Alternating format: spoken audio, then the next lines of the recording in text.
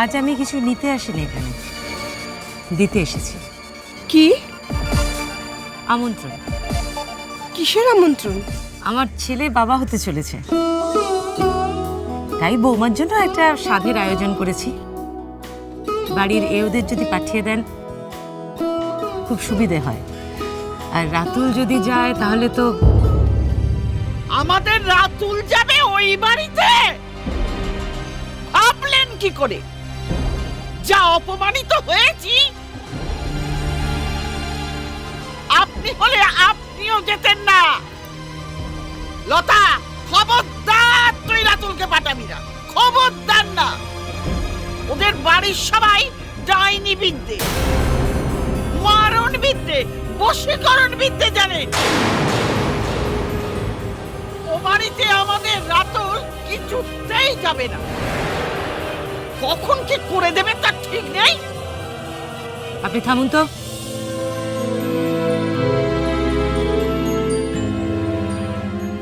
দেখুন, আমরা সম্পর্কে তো কুটুম হই, তাই হাত জোর করে বলছি অবশ্যই রাতুলকে পাঠাবেন, আর বাড়ির এও স্ত্রীদেরও।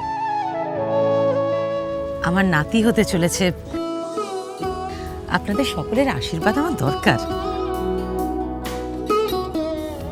রাতুল, সবকিছু ভুলে যা ভাই,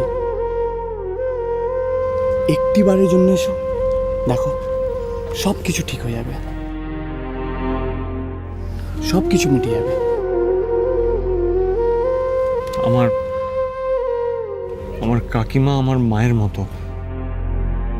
কাকিমা যদি আমাকে নির্দেশ দেন তাহলে আমি যেতে পারি, অন্যথায় আমার যাওয়ার কোনো ইচ্ছে নেই। থাক,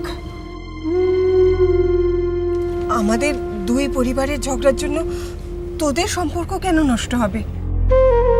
উনি বড়লোক মানুষ, আমাদের গরিবের ঘরে উনি পায়ের ধুলো দিয়েছেন।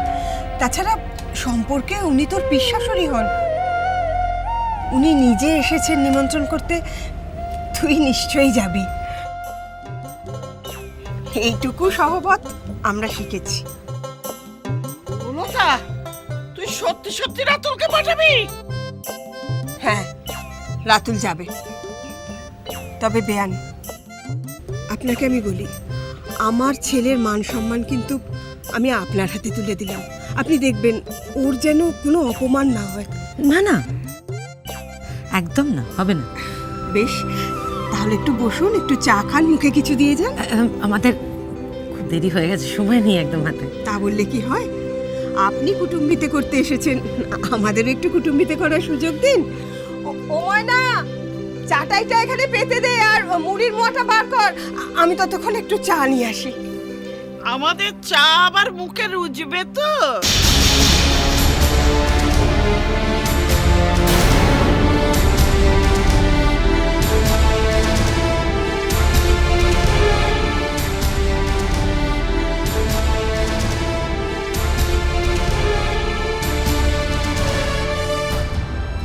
আহ, তুমি থামো না। হ্যাঁ, ভালো কথা। বৌমা কেমন আছে? ভালো আছে। ওকে পাঠাবেন না? না না, চিন্তা করবেন না, রাতুল গেলেই ও চলে আসবে। তাই? বেশ, তাই সই। আমি ওর কাকাকে খবরটা দিই গিয়ে। হ্যাঁ রাতুল,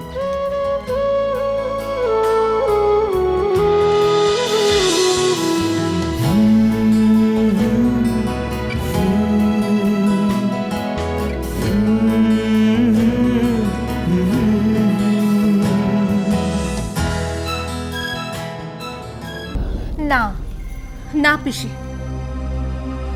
আমি চাই না যে ওরা এই বাড়িতে আসুক। কেন? ওরা এলে অসম্মানিত হবে। অসম্মানিত হবে কেন? কারা ওকে অসম্মানিত করবে? সবাই করবে। কেন নিয়ে আসছে আমার বরকে? কেন বলো? লোক হাসবার জন্য? কারণ আমার বর একটা ভাঁড়, একটা জোকার, একটা কার্টুন, অশিক্ষিত ও গাইয়া। এই জন্য নিয়ে আসছে না, সবার সামনে ওকে অপমান করবে বলে? আমি কিছু বুঝি না ভেবেছো? যেখানে এই বাড়ির অন্যান্য জামাইরা সব বড় বড় চাকরি করে, সব ব্যবসায়ী, সব প্রতিষ্ঠিত, কেউ কেউ বিদেশে থাকে, সেখানে আমার না বেশি। ও এই বাড়িতে এলে আমি এই বাড়িতে থাকবো না বলে দিলাম। পায়েল, আমি নিজে ওদের নিমন্ত্রণ করেছি এবং বলেছি যে তুমি ওদের সঙ্গেই বাড়ি ফিরবে একটা রাত কাটিয়ে। পিসি তুমি না, পিসি আমি ওই ভাড়টার সঙ্গে থাকবো না। বৌমা, ওকে ভালো করে বুঝিয়ে দাও তো যে এই বাড়িতে থাকতে গেলে আমার কথা ওকে মেনে চলতে হবে। কেন কেন মেনে চলতে হবে? এই বাড়িটা কি তোমার একার?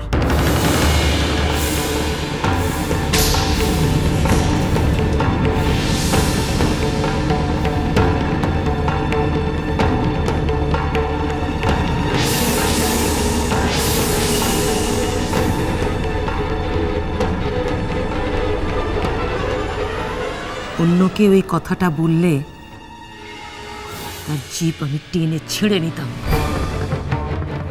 তোমাকে ক্ষমা করলাম কারণ তোমার মানসিক অবস্থা এখন ঠিক নেই। বিয়ে করেছো, স্বামীর ঘর তোমাকে করতেই হবে। একবারও ভেবো না যে তুমি কোথায় একটা রাত কাটিয়ে এসেছিলে সেই কথাটা আমি ভুলে গেছি। ছি, ছি, ছি, ছি, ছি, ছি, ছি, ছি। এত প্রয়োজন তোমার, এত লোভ। পিসি তুমি বিশ্বাস করো? আমি কিচ্ছু বিশ্বাস করি না, করবো না আমি বিশ্বাস। তুমি তোমার নিজের সতীত্ব প্রমাণ করতে চাও, ওই বাড়িতে যাও, গিয়ে অগ্নি পরীক্ষা দিয়ে তা প্রমাণ করো।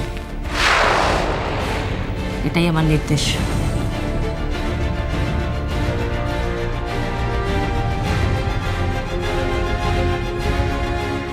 বাবা, এ তো আমি দুধে মিশে যাবে।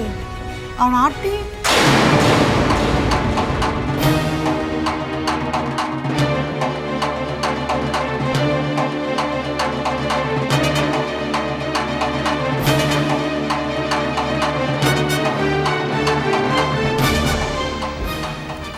বলেছিল 10 ভরি সোনা দেবে।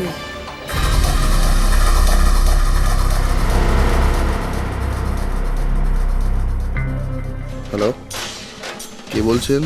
হ্যালো দেবরাজ, আমি মামি বলছি।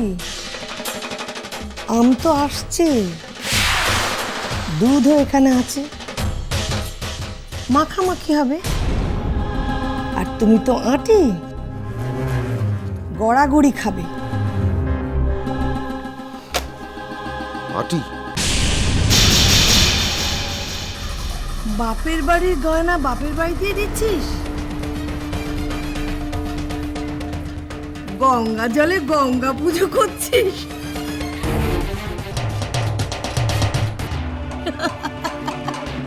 তোর পেটে পেটে এত বুদ্ধি!